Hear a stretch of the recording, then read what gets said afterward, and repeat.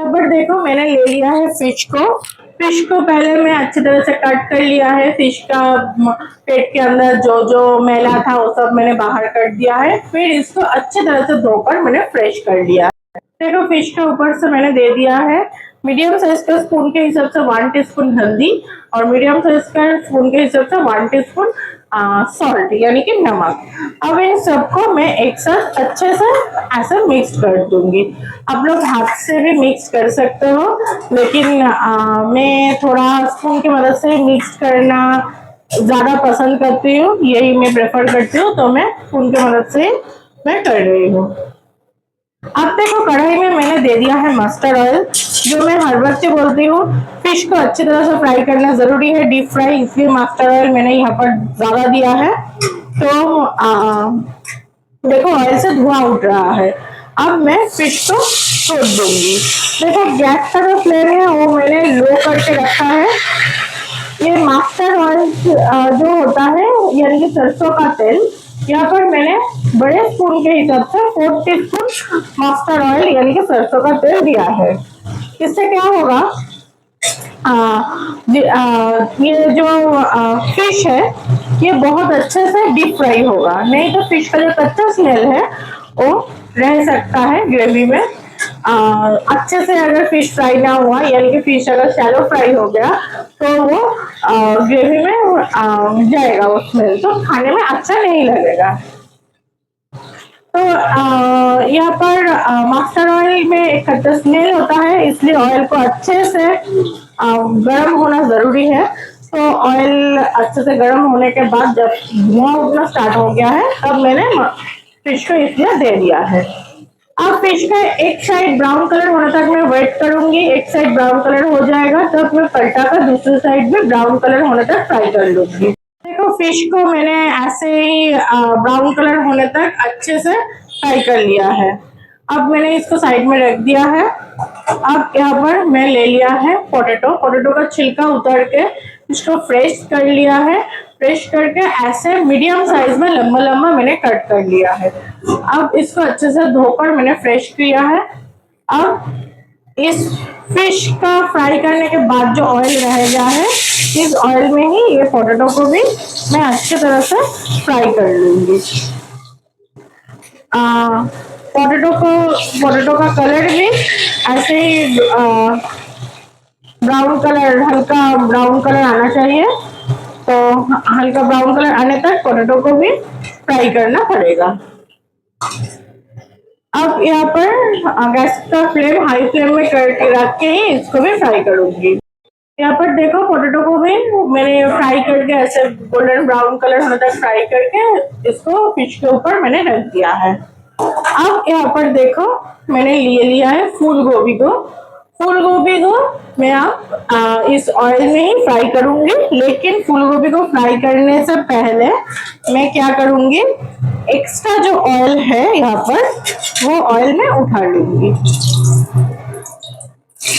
क्योंकि इतना oil gravy में नहीं लगेगा।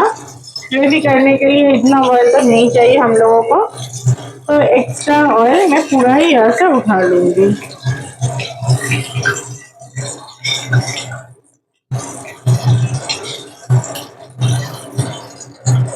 यहाँ पर देखो मैंने छोड़ दिया है जो ऑयल, वो है छोटे साइज का जो स्पून होता है, एकदम छोटे साइज का, उस स्पून के हिसाब से मैंने 1 टीस्पून ऑयल यहाँ पर छोड़ दिया है। अब मैं फूल गोभी को इसमें छौंक दूंगी।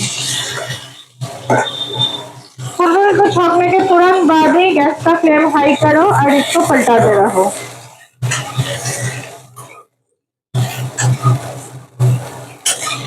जो बहुत ही कम ऑयल में मैंने दिया था यहाँ पर, उस ऑयल को सब गोभी में मिक्स होना चाहिए, इसलिए तुरंत इसको ऐसे पलटाना पड़ेगा। अब गैस का फ्लेम हाई फ्लेम में रख के ही मैं इसको थोड़ी देर फ्राई कर लूंगी, जब तक ना फूल गोभी में गोल्डन ब्राउन कलर आ जाए तब तक इसको फ्राई करना पड़ेगा। अब देखो गोभी का स्किन भी हल्का ब्राउन गोल्डन कलर आ गया है।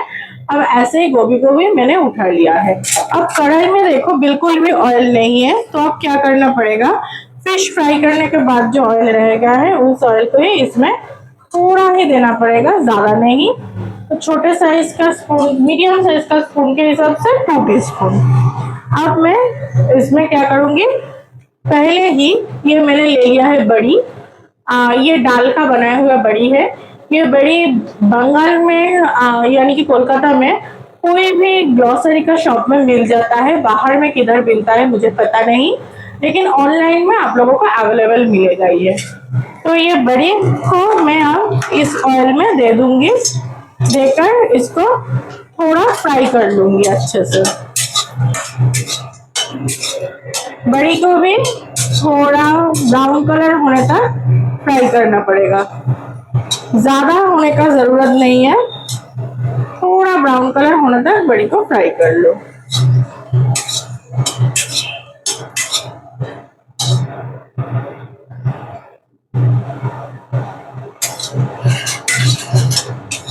देखो बड़ी का स्किन में कलर आ गया है, हल्का हल्का ब्राउन कलर आ गया है, तो ये ही काफी है। इससे ज्यादा करोगे तो बड़ी जल जाएगा, ऐसे ही ये होगा। अब देखो कढ़ाई गैस का फ्लेम में लो करूंगी और इसमें फिर से मैं दे दूंगी मीडियम साइज का स्पून के हिसाब से 2 टीस्पून ऑयल। तो अब इसमें पहले ही मैं फुल जीरा को दूंगी। ये जो ऑयल बाद में मैंने अभी अभी दिया है कढ़ाई में, तो ये ऑयल भी क्या है, फिश को फ्राई करने के बाद जो ऑयल रह गया है वो ऑयल ये ऊपर मैंने दिया है। अब मैं पहले ही दे दूंगी 1 टीस्पून मीडियम साइज का स्पून के हिसाब से 1 टीस्पून नमक यानी कि सॉल्ट, और अब दूंगी मीडियम साइज का स्पून के हिसाब से 1 टीस्पून हल्दी यानी कि टर्मरिक पाउडर। अब इसके ऊपर मैं दे दूंगी मीडियम साइज का स्पून के हिसाब से 1 टीस्पून जीरा पेस्ट।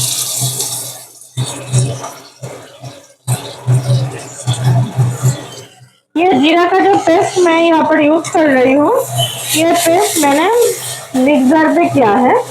आप लोग चाहो तो सिलबट्टे पे भी कर सकते हो, लेकिन जहाँ भी करो अच्छा सा मुलायम सा सॉफ्ट पेस्ट होना चाहिए, दरदरा पेस्ट होगा तो नहीं चलेगा। तो अब इसके ऊपर ही मैं दे दूंगी अदरक का पेस्ट। अदरक भी यहाँ पर मैं 1 टीस्पून यूज कर रही हूँ, ज्यादा अदरक भी यूज करने की जरूरत नहीं है। अब गैस का फ्लेम थोड़ा मीडियम में कर रही हूँ। अब इसको भी एक साथ अच्छे से मिक्स करना पड़ेगा, क्योंकि अच्छे से मिक्स नहीं करोगे तो कच्चा स्मेल मसाला का रह जाएगा। अब इसमें मैंने थोड़ा पानी ऐड किया है, छोटे साइज का स्पून के हिसाब से 2 टीस्पून पानी, नहीं तो मसाला जल जाएगा। अब थोड़ी देर इसको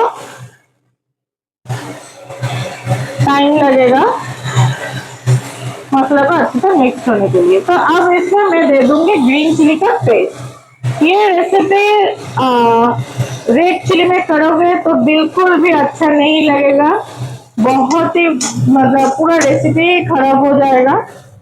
तो ऑलवेज ये रेसिपी ग्रीन चिली में ही करना पड़ेगा। और सबसे जो बड़ी बात है, यहाँ पर मैंने ग्रीन चिली को मैंने यहाँ पर जो दिया है, ये चिली तो मैं यहाँ पर टेस्ट करके दिया है। आप लोगों के घर में अगर अब मैं पानी दे रही हूँ, आप लोगों के घर में अगर स्पाइसीनेस कम खाता है सब लोग, तो क्या करना पड़ेगा, ग्रीन चिली को बीच में से कट करके दो, पेस्ट मत दो, क्योंकि पेस्ट ज्यादा स्पाइसी हो जाता है। यहाँ पर मीडियम साइज का कप के हिसाब से 4 कप मैंने पानी दिया है, क्योंकि इससे क्या होगा, ये रेसिपी जो है ये थोड़ा ग्रेवी वाला रेसिपी है, तो कम पानी से ग्रेवी कम हो जाएगा। तो ऊपर से मैंने ढक्कन दे दिया है, गैस को हाई फ्लेम में मैंने छोड़ दिया है 5 मिनट्स के लिए। जब तक ना पानी में उबल आ जाए तब तक गैस को हाई फ्लेम में रख के ऊपर से ढक्कन देकर गैस को छोड़ देना होगा। अब देखो 5 मिनट्स हो गया है। अब मैं पहले ढक्कन को उठा लूंगी। देखो पूरा अच्छे तरह से ग्रेवी में बॉयल आ गया है। तो अब क्या करना पड़ेगा, ये जो फिश, गोभी और पोटैटो को मैंने फ्राई करके रखा था, ये पूरा ही मैं इसमें ऐड करूंगी। और देखो फिश का जो फ्राई करने का जो बोल है, इस बोल में कुछ ऑयल रह गया है, फ्राई किया हुआ फिश का ऑयल, तो ये भी इसमें चल जाएगा। तो फिश को ऊपर ही थोड़ा रख दो और सब कुछ पोटैटो, गोभी, सब कुछ को नीचे भेज दो। ग्रेवी के अंदर अच्छे से डूबना चाहिए, नहीं तो ये अच्छे से बॉयल नहीं होगा। तो क्या करना पड़ेगा, मैंने सब कुछ अच्छे से डिप कर दिया है। अब ऊपर से ढक्कन दो। ढक्कन देकर गैस का फ्लेम मीडियम करो, हाई भी नहीं लो भी नहीं, मीडियम करो। मीडियम करके 5 मिनट्स के लिए इसको छोड़ दो। अब देखो 5 मिनट्स हो गया है। अब मैं ढक्कन उठाऊंगी और ढक्कन उठा के गैस को हाई फ्लेम करूंगी। फिर पहले ही मैं इसको चेक करूंगी कि गोभी और पोटैटो सॉफ्ट हुआ है कि नहीं। हाँ, मेरा गोभी और पोटैटो दोनों ही सॉफ्ट हो गया है। अब इस टाइम एक स्पून लूंगी, थोड़ा सा ग्रेवी उठाऊंगी,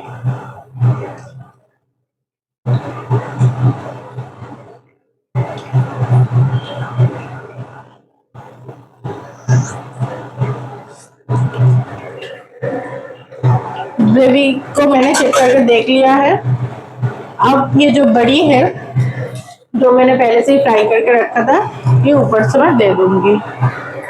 और क्या करूंगी, थोड़ा सा सॉल्ट इसमें मैं अभी ऐड करूंगी, क्योंकि मैंने ग्रेवी चेक करके देखा है, मुझे लग रहा है तो थोड़ा सा सॉल्ट लगेगा।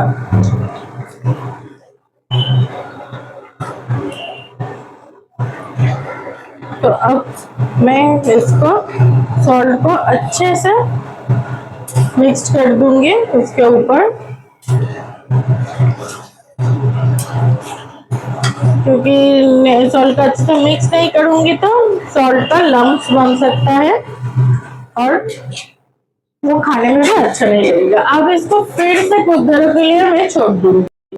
अब देखो ये बड़ी देने के बाद कुछ देर बाद चेक कर लो कि बड़ी अभी भी देखो सॉफ्ट नहीं हुआ है। तो क्या करना पड़ेगा, गैस बड़ी जो है सब बड़ी को ग्रेवी के अंदर अच्छे से डिप करना पड़ेगा। डिप करके अब इसको पूरा ही ढक्कन, बिना ढक्कन के ऐसे ही गैस को हाई फ्लेम में रख के 5 मिनट्स के लिए इसको छोड़ दो। देखो 5 मिनट्स हो गया है, मैंने कढ़ाई से फिश को उतार लिया है। ये जो रेसिपी है ये सब थोड़ा ग्रेवी वाला रेसिपी है, देखो देखकर ही पता चल रहा है। ये मीडियम या कम ग्रेवी वाला रेसिपी नहीं है। ये रेसिपी सबसे अच्छा लगता है नॉर्मल प्लेन स्टीम राइस यानी कि सादा भात के साथ, और रोटी के साथ भी बहुत ही बढ़िया लगता है। ये रेसिपी आप लोग ऐसे ही बनाओ, बना के खा के देखो, बहुत ही बढ़िया लगेगा। अगर मेरा ये रेसिपी आप लोगों को अच्छा लगे तो प्लीज मेरे चैनल को सब्सक्राइब कीजिए, लाइक कीजिए, शेयर कीजिए और बेल आइकन को प्रेस कीजिए। Thank you for watching.